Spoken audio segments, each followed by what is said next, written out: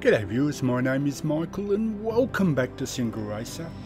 So today I'd like to give you my impressions and setup for the current version of ACC or Assetto Corsa Competizione, or Competizione as some people would like to say.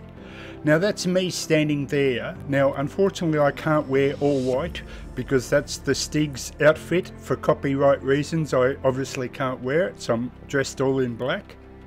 But I've decided to do this video for a very specific reason, and that's because people like Alex over at the Extra Mile, who have also done videos on ACC, come from the angle of a very powerful PC already and can run it quite well, whereas for the first 3 releases of the early access beta, I was having trouble getting connected to the game. It was if I was a person sitting on the outside feeling like I was more watching the game rather than being in the game, regardless of VR or non-VR, and I felt almost detached from the game.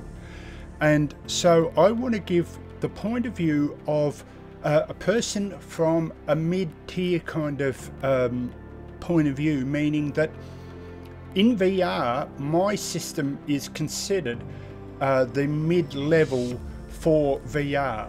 So in my case I've got a terrific i7, but it's a 6700, so kind of average to what the i7 is available at this current point in time. And also I have a GTX 1070, which is also considered mid-tier. So I was having trouble running the game early on in the first releases, especially given that I race totally in VR. But that has changed quite a bit now, and that's thanks to 2 reasons. One being release 4, which features the absolutely brilliant Ferrari 488. Now mind you, the 458 Ferrari is my favourite car in Assetto Corsa, the original Assetto Corsa. So this car was always going to be good, hopefully. And also a close friend of Alex over at the Extra Mile, a person by the name of Tuna, who races with him quite a lot in his videos, gave me some tips on how to run my system, because he has a very similar system with the graphics settings. And so that's what I want to show you in game and show you how I managed to get it to run a lot better, especially in VR. And so if you were still humming and hawing about whether to get the game or not, here I am on the website, and I'll just go full screen just to get a better view, and it'll give you all the details of all the releases so far. So here we are up to level or release 4, got a tick next to it here, and you can tell it's early access because apparently we've just come out of Dick rather than December. So you can see that it's early access, but you know, we forgive these things. But here is early access 5 on the 16th of January, and just a couple more to go after that. But in my opinion, and this is just a personal opinion, everything has improved quite a bit, at least from my mid-level perception, from the release 4. So all the driving model, the force feedback, the graphics, everything has improved, but admittedly with the help of Tuner to fine-tune the graphics. So let's go in game now, and I'll show you those settings to try and help you out if you're having trouble from that the mid-tier level like I was. And now, just before I show you my in-game settings, one thing I'd like to cover is, because of VR, I'm having a couple of problems with going into the game. So as an example, when I start the game, I see the menu in the VR headset, but when I wanted to do a test recording, I realized that on the mirror screen that you see on the monitor, the VR menu doesn't actually show up on there. So I couldn't record the actual menu in VR because it just simply wasn't showing, but it showed clearly in my headset. And the other problem that I had, and thanks to the driver tuner again, I confirmed that this is a bug in the sense of a proper bug that a lot of people might be having.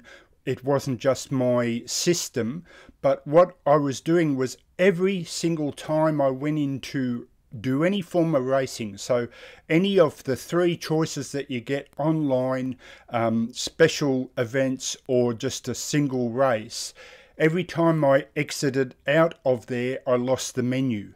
So meaning that I had no choice but to do the old trick of Control Alt Delete and end the task to get out of Assetto Corsa itself. But that is a bug that of course will be fixed, or hopefully will be fixed before release. So, but the thing that I wanted to show you here was that I was getting frustrated, and it's just a stupid thing by me, is that every time I went to play it I would always forget and go play game, whereas I had to actually select the VR option, and I would automatically go to the 2D monitor thing and go, oh damn, I've got to go back out again and restart it in VR. So you have that option, or the little trick here.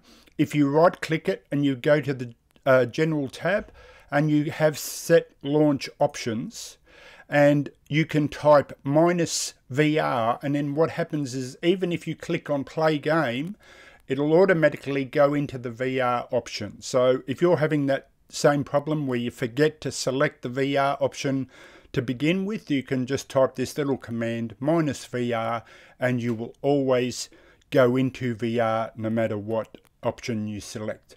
But for now I'm going to remove that, and by removing that it'll go into the 2D option, which I want because I can't actually show you the menus in VR currently. So let's do that now.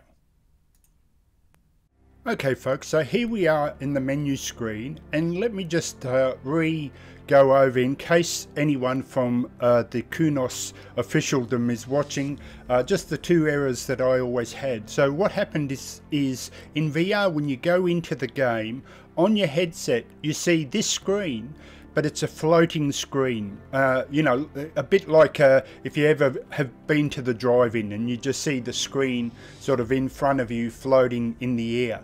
The trouble is, every time I start VR, it's floating about, say, 3 to 4 inches higher than my eye line, and what I have to do every single time is press on the keyboard the control key and the space bar at the same time, and that then always recenters that floating screen in the correct eye line position.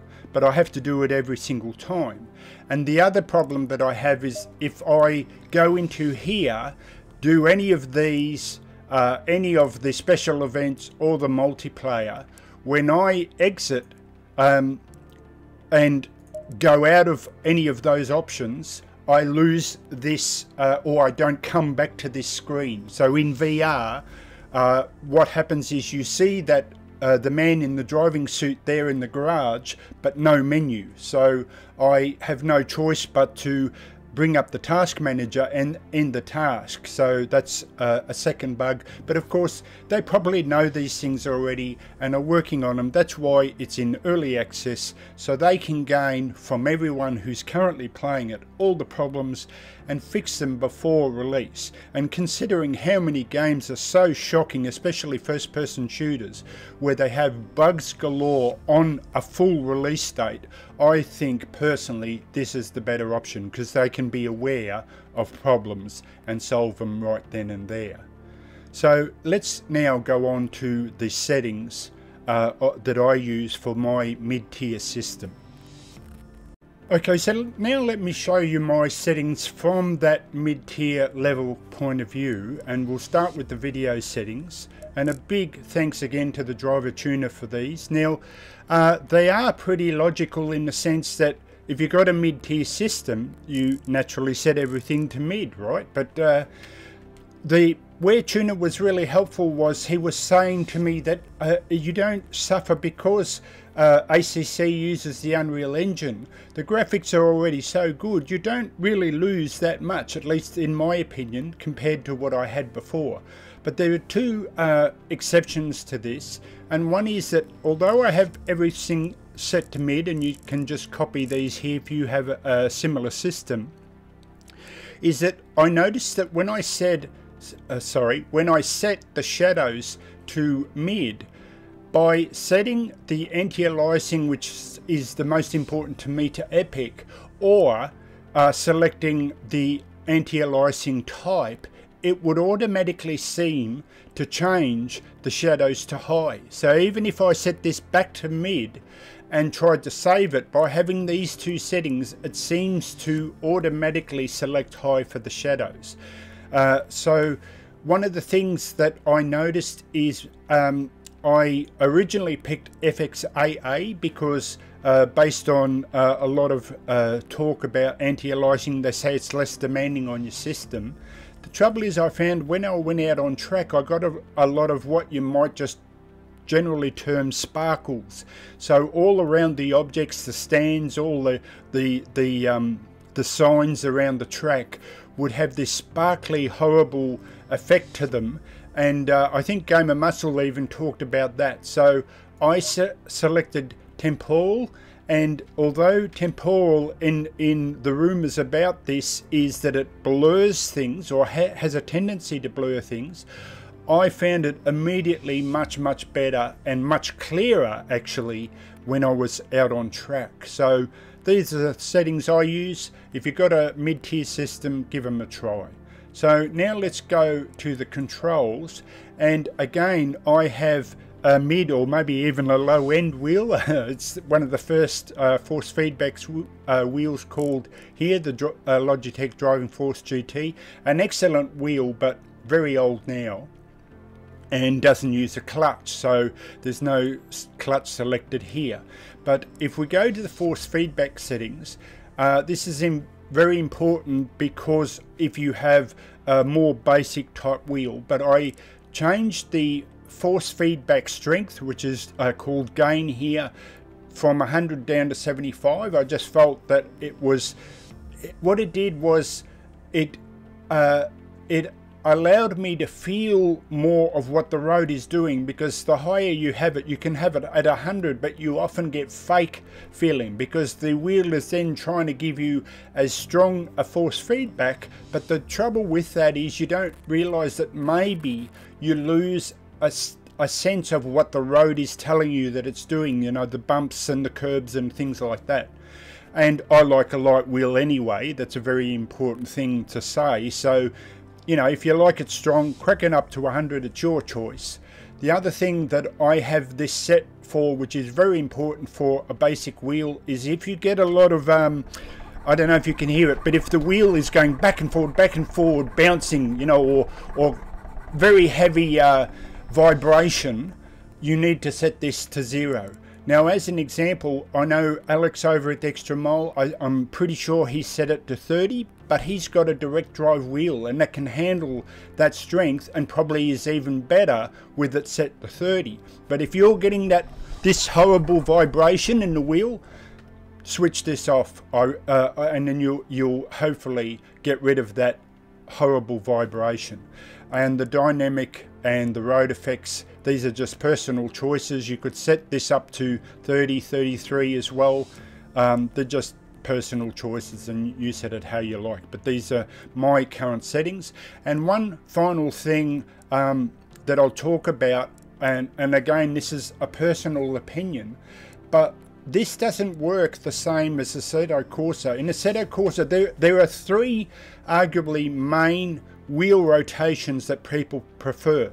So you have the obvious 900, the rotation that Mike Smith over at SimRacing 604 likes to use, which is 540, 560, around that mark, and I use a very low rotation of 240.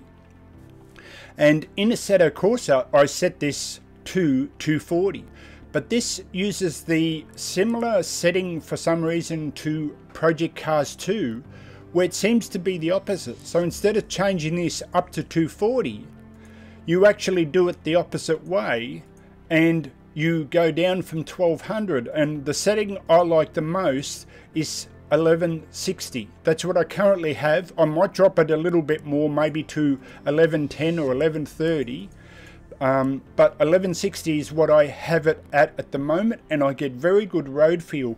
But the reason that I do that is because I deliberately don't want a truck feeling, meaning where I turn the wheel like a normal car maybe 3-4 times.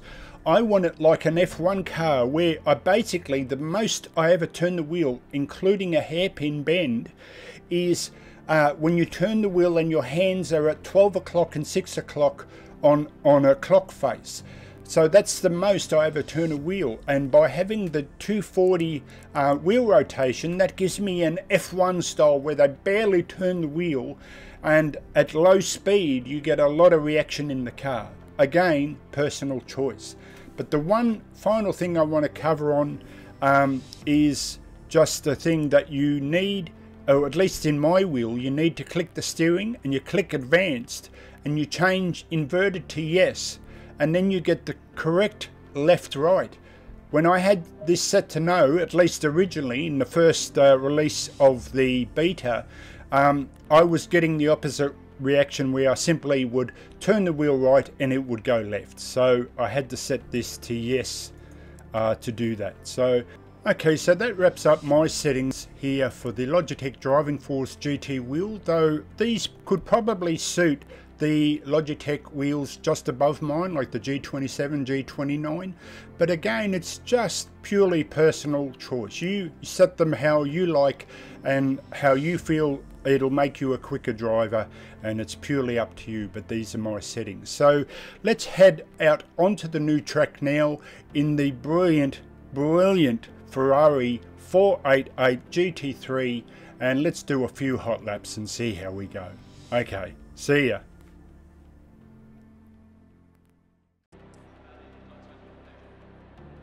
So for those of you that don't have VR, or have a VR like me, meaning sort of a mid-tier system, I thought I'd show you a couple of options here where we're in the what you might call the rolling cutscene of one of the special events, the a hot lap on with the new Ferrari 488. And although many people don't like these rolling cutscenes, if you have the option like in AC, you usually untick them so they don't play, but I really enjoy this cutscene. It sort of, in my eyes, it adds a touch of class to the game as a whole package. And but the thing I wanted to point out is that I've made a video about how VR can act like a roaming camera, and this is no exception, where if I did this in 2D, it would be an actual static camera, but here I can actually look around. So I can look at the pit crew, I can move around, see, I can see the photographers here, and just check out the crew as a whole, and even to the point where, because the static view that you would see on a 2D monitor would naturally show the car, but I can look around the whole track and even the sun there, the fading sun, and look around just using VR as a camera. And now there's one other option that might be available to just in VR. To tell you the truth, I actually haven't checked if it happens in 2D, but one interesting fact is that I see right in the middle of my eye line now the press confirm button, and it's interesting that in the mirror mode that is shown, if I lifted my headset and looked at the 2D monitor, it doesn't actually show up. So it must be done a bit like how you can have the option to hide the mouse whenever you're recording, so you don't see a mouse flicking all over the screen. And so it must use the same concept. So let's go into the game now. As I press drive, go. And I just want to lift my head for a second just to check that it's there. No, it's not. Okay, well that's interesting. So it is the F2 option, And what you can do is you can use the control and arrow keys so that your HUD moves forward and back. So in other words, right up, floating right over the steering wheel, which in a lot of cases is maybe too close because it could interfere. But also I've got it right back now, so it sits, if I get up, over that dash there, and sits almost behind the dash, next to, virtually right next to the windscreen, so that I can see all four elements of the dash. Unfortunately, I can't show you this. I'll just double check. Yep, I can't show you this. You can only see this in VR. So it's interesting to see whether that could happen in the 2D version using a monitor. But what I'll do is we'll just have a look around the car. Now again, thanks again to Tuner for the graphic settings. But as you can see, it looks quite impressive, even though I've got almost everything set to mid. Probably the only thing that I have that I get a little bit of is a little bit of stutter. But, you know, that's to be expected really with such a mid-tier system. So we've even got, if I can apply a bit of accelerator and a bit of brake, we've even got the foot motion there, capture, it's the motion capture that they use to do that. But if you want to see a fantastic review of this, check out Chris Haye's review of ACC. He does a much better thing than I do. So what I'll do now is I'll just pause it, and we'll head off now to do a couple of hot laps of this amazing track. Okay folks, so I've mentioned before that if you go to the Assetto Corsa Competizione website, they have a roadmap to explain all the releases, and this is release 4, including this amazing Ferrari 488. And I have to say that from my point of view of a mid-tier wheel, they've extremely improved both the handling and my personal feeling of feeling connected to the road. So let's do a few laps here and I'll show you what I mean. Just absolutely incredible feeling. Now I haven't quite unlocked this track yet, but we'll see how we go. Now there's my ghost car, as always. I love the ghost car, and it's great that this shows up in the menu option.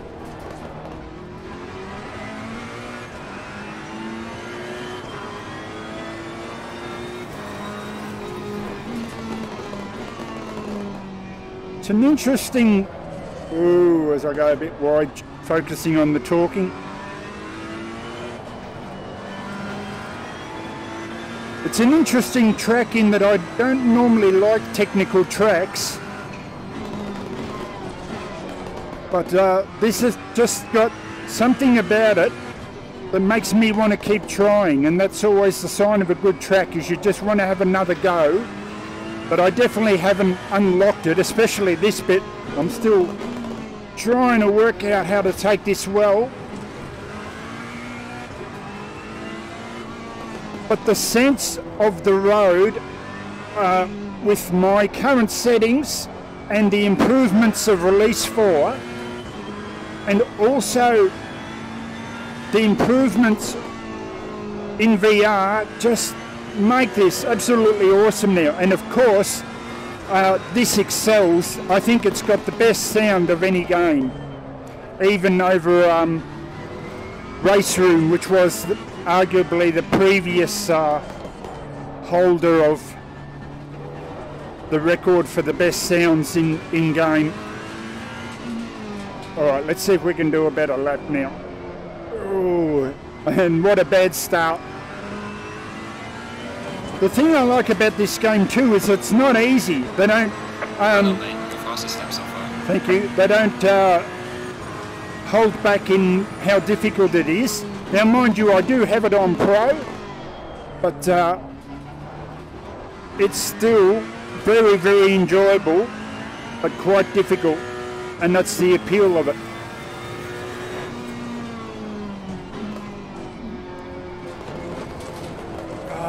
can't work that corner out.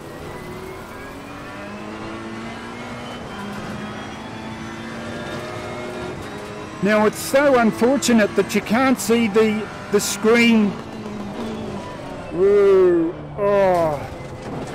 No. Right, your lap is invalidated. Oh. Try to keep it on the black stuff. Alright, let's try that again. Now what I was trying to say was, it's just a shame you can't see the menu items in VR, but hopefully that will be fixed. But let me restart now, which I assume you can't see.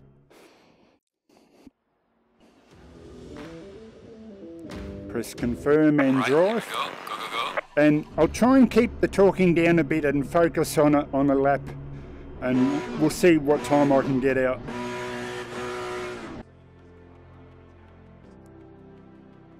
Green light. Go. Okay, let's try that again.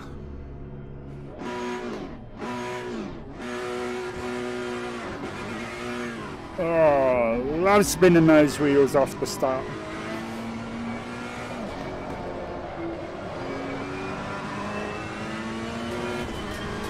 Now I do have to say that this feels like the most balanced car of the car releases so far, but I'm no GT3 driver specialist, so don't take my word as gospel. Get it turned in, Mick, come on.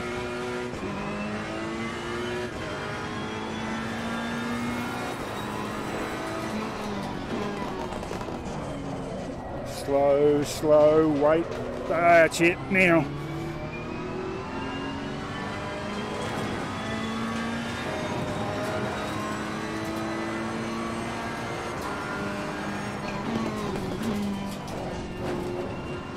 Oh, that was much better, much better. Ooh, but that wasn't. I just haven't unlocked this track yet, especially this one. It's so hard to get right.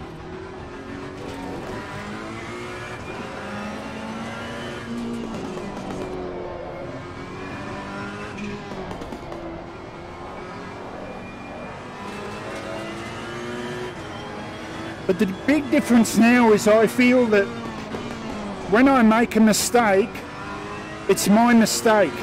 It's not something weird that the car is doing. I genuinely feel that I have control of the car. Oh.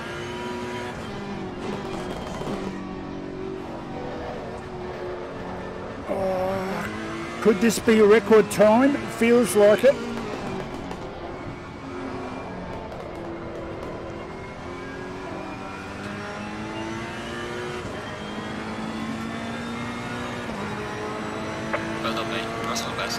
Ah, personal best, beautiful.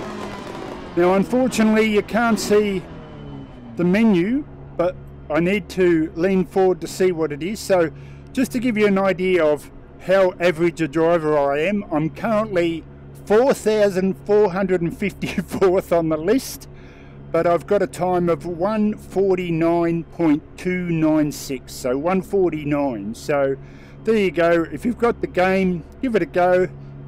See if you can beat my time, but they've definitely, or I feel they've definitely improved the package as a whole with this latest release, and I look forward to the next one to see if there's incremental improvements. So this is Michael signing out for SingleRacer. I'll catch you next time. See you later, and take it easy for 2019. See ya.